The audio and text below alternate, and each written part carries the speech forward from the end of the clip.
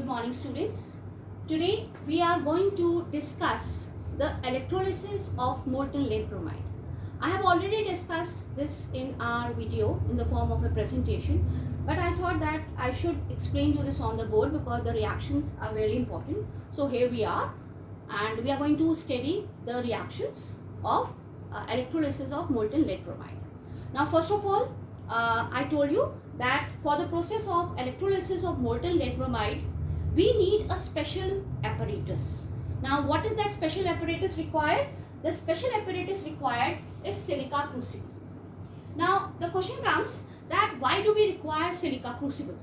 Now, as we already know that lead bromide is water insoluble salt. So, since it is a water insoluble salt, so we require heating. But the problem is that the melting point of lead bromide is very high, 380 degrees Celsius. Now with this temperature, it will practically not be possible for us to heat it in a glass apparatus because the glass apparatus will crack. So what we have to do, we have to select a special material to make the electrolytic cell, and that special material is our silica crucible. So there are two reasons that why we have selected silica crucible. This is the silica crucible, this one. This is the silica crucible. Now why we have selected silica crucible? Number one reason that why we have selected silica crucible, one is that it can withstand high temperature, more than 380 degrees Celsius. And secondly, it's a non-conducting vessel. Now, what is non-conducting vessel? Non-conducting vessel means it will not be using current for itself. See, we are going to supply current. Now, instead of reaction being done and the vessel is consuming that current, so the process of electrolysis will not happen. So that is why we did not want a conducting vessel. We wanted a non-conducting vessel. Now, since silica crucible qualifies both the requirements, so that is why we have taken silica crucible. Now come to the next part of the electrolytic cell, that is our electrodes. Now I hope now it's clear to you that the electrode which is connected to the positive terminal is called anode, and the electrode that is connected to the negative terminal is called cathode. So positive terminal is always drawn on the right side of mine, and this is always drawn on the left side. Now these both electrodes are made up of graphite. Now why graphite? Now since we can think that what is going to actually happen inside the beaker, we know that bromine gas is going to evolve when the compound will undergo dissociation. I hope it's clear that why I am using the word dissociation and why I am not using the word ionization. I am using the word dissociation because lead bromide is an ionic compound.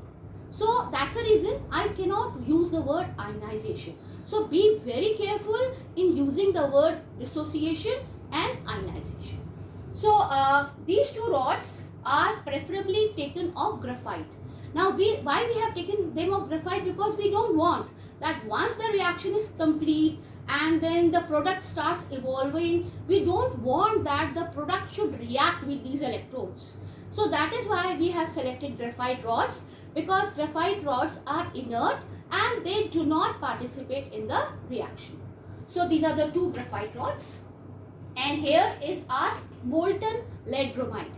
Now one thing, before the process starts and once we have melted lead bromide, already lead ions and bromide ions are created in the electrolytic cell. Don't think that the current will help in making the ions, the separation of ions. The separation of ions has already happened. How did it happen? It happened by heating, because we are heating. So before we switch on the current, actually the ions are already formed. So now once we switch on the current, now what is going to happen? Now once the current will travel, the ions will also be carried with it. So the ions starts flowing. Clear? Once the ion starts flowing, there are two types of ions in the system. You have Pb2 plus and Br minus. So there are two types of ions in the system. Now we have already discussed when we were discussing the common terms in the previous videos. We all know that the two types of ions are cations and anions. Now once the current starts flowing, where does the cation go? Cat C goes to C. So the cations from this system would be going towards the cathode, that is the plate attached to the negative terminal. And where would the anions go? Anions from the system would go to anode. And what is anode? Anode is the metal plate that is attached to the positive terminal. Now the next question that comes to our mind, what happens to them? What do they do there? Now when the cations, they go to the cathode, see, these ions are charged. Whenever the current will flow, they will also start flowing. It means they are not stable. Now they want to become stable. Clear? And they want to become stable and settle down somewhere. So for settling them, they should lose their charge. That is, they should become neutral, or you can say they should discharge. So what is the option available for them? The option available for the ions is that the cations should go to cathode. Now why they should go to cathode? Because cathode is attached to the negative terminal and there are plenty of electrons available. So they would go to the cathode and they would take electrons. And how many electrons will they take? They will take electrons equal to their charge. So it was 2 plus, so it has taken 2 electrons. And once they take electrons, so this plus minus, it gets neutralized and then it gets discharged as lead metal atoms. So once this process starts happening, you will start getting an observation on the cathode. I have drawn with green, but it will be silvery white deposit, just like mercury. So what will be your observation at cathode? See, from this discussion today, you are expected to get 4 questions. Now one question is, write the reaction taking place at cathode. What will be your observation at cathode? Second will be, write the reaction at anode. What will be your observation at anode? So we should be prepared with these 4 questions. Now reaction at anode. Now anions A go to A. So the anions, they go to anode. Now what do they do there? Now we know at anode oxidation takes place. That is loss of electrons.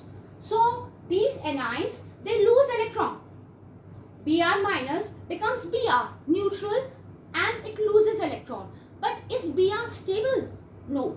Br, bromine atom, is not stable. So similar kind of reaction happens with another anion. We have number of anions in the crucible. We have no scarcity of anions. So it happens with this anion, it becomes Br. Another anion also becomes Br. Now they can combine with each other. Br and Br, I have shown the summation. Br minus, it becomes 2 Br minus. And Br and Br, it becomes Br2. And electrons, 2 electrons. So what will be our observation? Our observation will be that at the anode, we will see reddish brown color fumes of bromine gas. You can write fumes, you can write vapors, you can write gas. All are acceptable. So I hope this process or explanation of electrolysis is very clear.